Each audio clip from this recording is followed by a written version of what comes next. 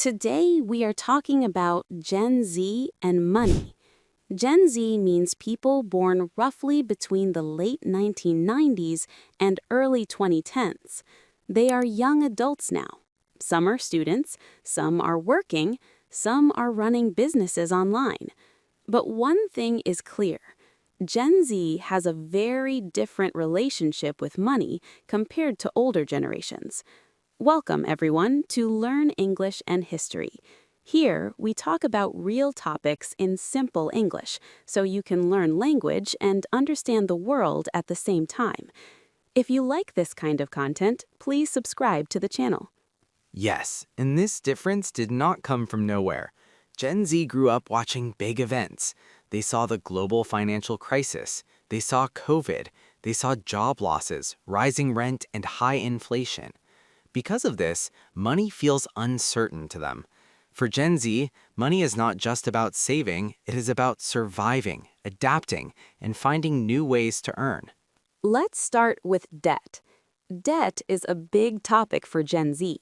Many of them enter adult life already in debt. Student loans are one of the biggest reasons. In many countries, education is expensive. Gen Z often needs loans just to get a degree. And it does not stop there. Credit cards, buy now, pay later services, and personal loans are very common. Apps make it easy, too easy sometimes. With one click, you can buy something and worry about payment later. For Gen Z, debt often feels normal, not scary. Older generations were taught to avoid debt. Gen Z was taught that debt is part of life. Rent is high, wages are low, so many young people feel they have no choice. They borrow to study, they borrow to live, they borrow to enjoy life a little. But Gen Z is also very aware of debt risks. They talk about it openly. On social media, you see videos explaining credit scores, interest rates, and loan traps. This generation learns finance from TikTok and YouTube, not just from banks or schools.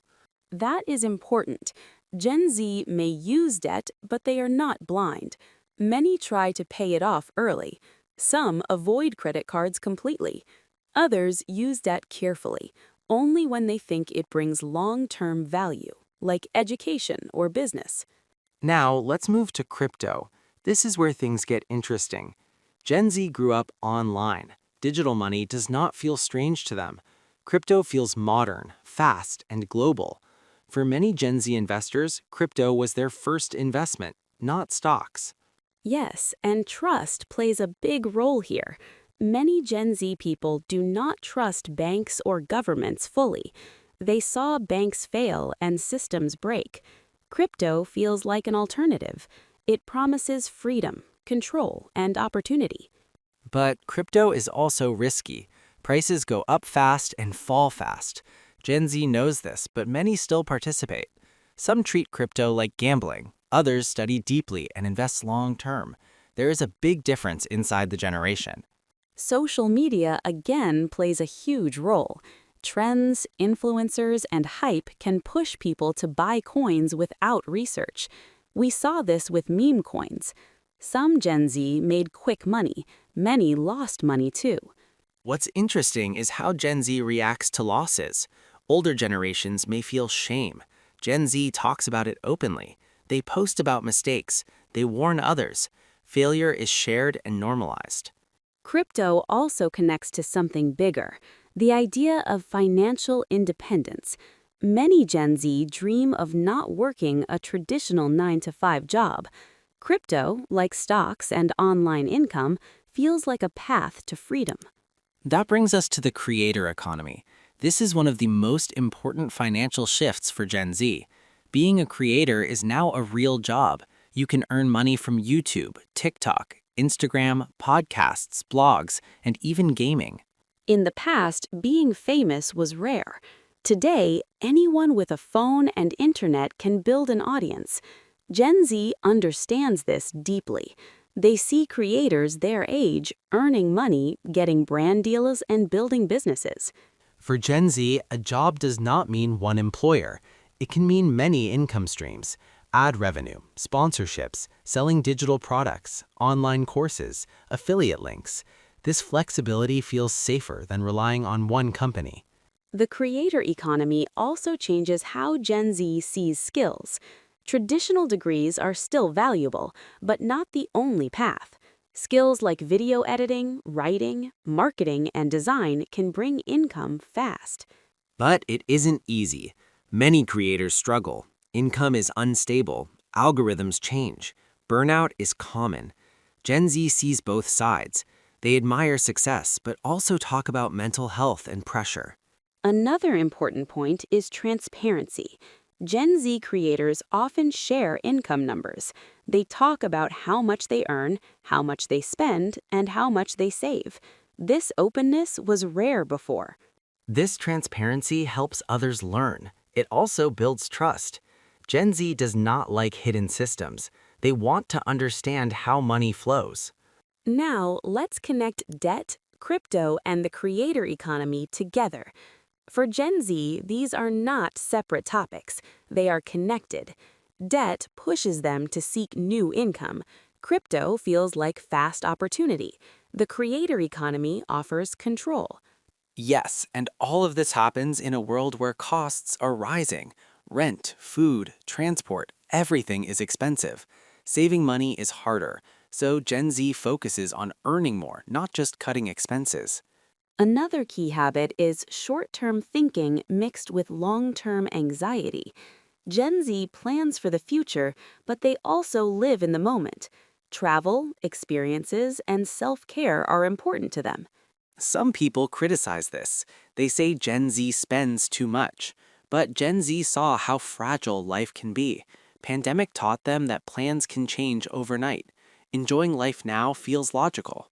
At the same time, many Gen Z are very financially smart.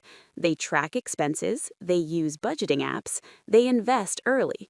They talk about money more than previous generations ever did. They also care about values. Gen Z often chooses ethical brands. They support creators they believe in. They avoid companies that do not align with their beliefs. This affects finance too. Some avoid traditional banks. Some choose platforms that support creators. Some invest in projects they feel emotionally connected to. So, what does this mean for the future? Gen Z is reshaping money culture. Banks, employers, and governments will need to adopt. Flexibility, transparency, and digital access are no longer optional. We may see less loyalty to one job, more side hustles, more online businesses, more digital assets. Traditional finance and digital finance will mix more. But challenges remain. Debt can become dangerous. Crypto needs education. The creator economy needs stability. Gen Z will need balance, not just speed. The good news is that Gen Z is learning in real time.